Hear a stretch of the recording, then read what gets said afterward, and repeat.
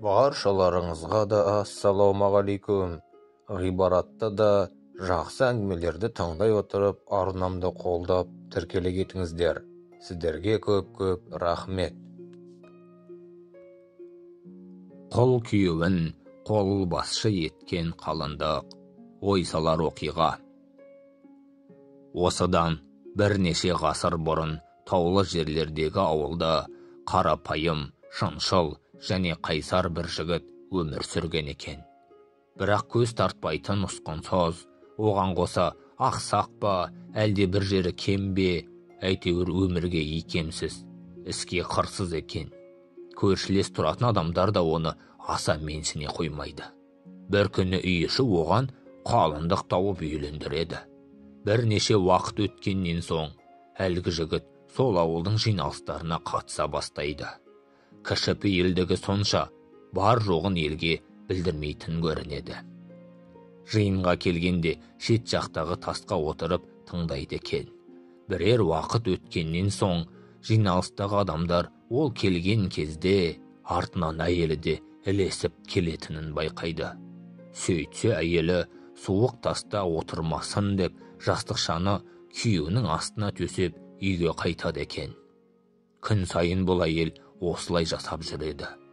Оны байқаған ауылдың адамдары таңғалады.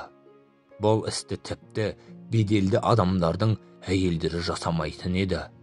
Содан әйелі соңынан осылай жастық тасып жүрсе, бір себебі бар болар деп, жиынға келген адамдар оған қарай жақын отырып, айтқан әңгімелеріне құлақ түре бастайды.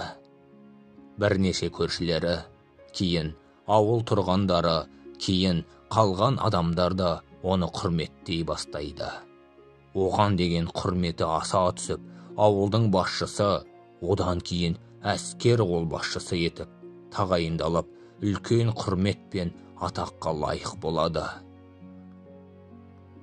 Осылай, қарапайым жарлы жігіт жарының үлгілі әрекетінен үлкен адамға айналған екен.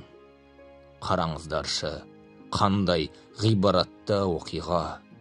Бұл салиқалы да пәк әйелге тән сипат. Қанағатшыл және мейірімді, кем екенсің деп кемсітпей, кедейсің деп кемімей, өзінің парасаттылығымен еріне арқа сүйер бола білген келіншек.